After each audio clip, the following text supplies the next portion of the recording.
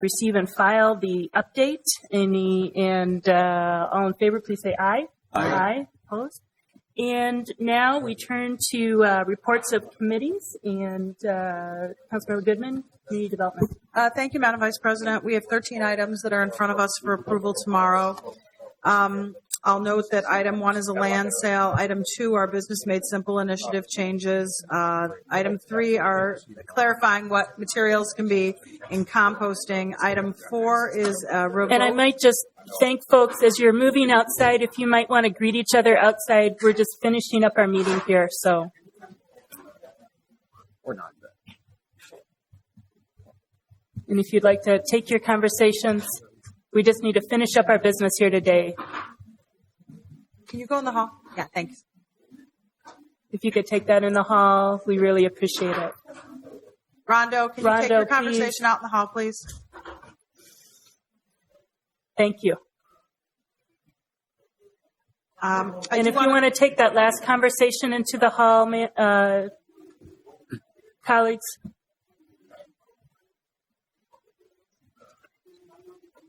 If folks could please take their conversation into the hall, we really appreciate it. Thank you. Councilmember Goodman. Thank you, Madam Vice President. I want to note item number 4 is fairly unusual. This is the revocation of a liquor and late night hours license. We had almost an hour public hearing in CDRS on this issue. It's only the second license that's been revoked in recent times. Item 5 are our liquor, business, and gambling license applications. Item 6 is moving forward with a project authorization analysis for the Hawthorne Eco Village Affordable Housing Project on the north side. Item 7 is accepting LCDA grants for projects. Item 8 is the Round 5 RFP for Green Homes North. Item 9 is issuing an RFP for our homeownership foreclosure prevention counseling services. Item 10 is the write-off of a city loan. Item 11 is the classification of tax forfeited land. Item 12 is really interesting. It is the new program manual for our vacant housing recycling program. It's the program that allows the acquisition and distribution of blighted properties and how that would work if individuals just want to step up on their own and purchase and rehab these properties. And item number 13 is a small change in how we appropriate home program income. I do want to note, Madam Vice President, that the recommendation of the committee on item 4 was to revoke the license. There still would be a full vote of the council. So I didn't mean to say we were revoking it by the committee itself. All right. And I'm not seeing questions for Councilmember Goodman. We next have Councilmember Gordon with Health, Environment, and Community Engagement. Thank you, Madam Vice President. The Health, Environment, and Community Engagement Committee will bring 3 items forward for approval at our next meeting on Friday. The first is the most significant, and that's approving a 2015 language access plan, and that consists of policies and procedures on implementing language services in the city.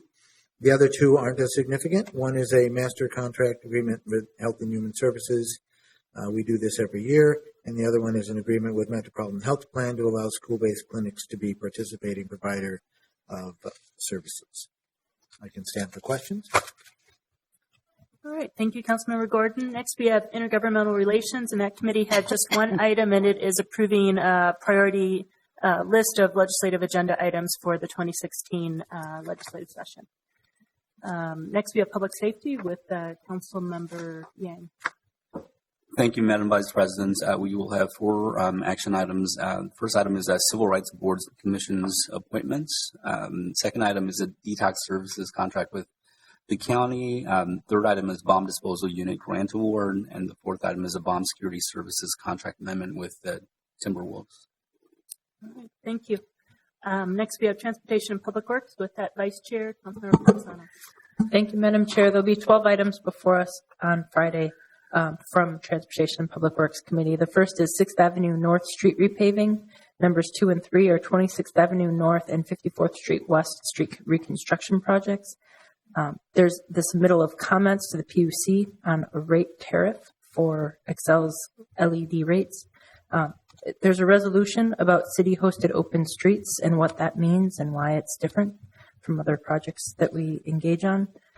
There are capital project closeouts that were referred to Ways and Means. There's the Safe Routes to School grant applications, the 11th Avenue South Bridge amendment on construction costs, rehab of sanitary manholes by a contractor, an RFP for the engineering and design services of the 8th Street reconstruction project, a bid for Skyway boiler replacement, and a bid for public sidewalk snow and ice removal. I'm happy to answer any questions people might have. Thank you, Councilmember Palmisano. Next, we have Ways and Means with Councilmember Quincy. Thank you very much, Madam Chair. Ways and Means has 26 items on the agenda for consideration on Friday. And in the interest of brevity, I'd just like to just highlight a few of them. There's about 6 legal settlements. All of them are either workers' compensation claims, property damage, subrogation lawsuits, or other funding designation corrections, and a lawsuit entered into.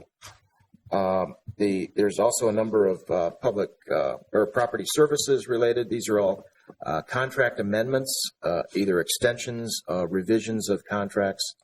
I also have a number of acceptance of grant awards and gift acceptance to attend a annual sales conference for One Neck.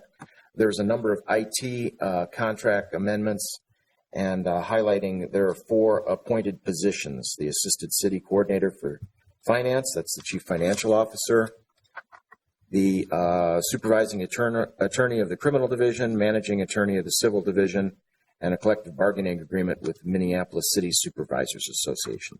Happy to answer any specific questions on those 26 items, but this is typical at the end of the year with Ways and Means, is we amend contracts and accept awards. Thank you. Finally, we have Zoning and Planning with Councilmember Bender. Thank you, Madam Chair. We have 4 items from Zoning and Planning. The first is denying an appeal for an application that was an expansion of a non-conforming use at 912 East 24th Street.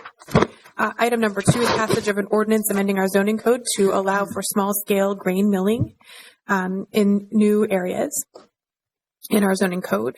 Item number 3 is passage of an ordinance updating our zoning code to update and tweak the size allowed for commercial uses to better reflect what we're seeing in the market. We've seen a lot of variances coming through for the size of commercial. And then item number 4 is passage of an ordinance updating our zoning code to allow for homeless shelters and emergency overnight shelters in a couple of more zoning districts than where they are currently allowed, which is only accessory to religious institutions. Happy to answer any questions. All right. With that, I just want to remind everyone that tonight the City Council will conduct an adjourned meeting. It begins at 6:05 p.m. It is a meeting for the purpose of conducting a public hearing and then adopting our 2016 budget. And with that, I believe we have concluded with our business for today, and we are adjourned. Thank you.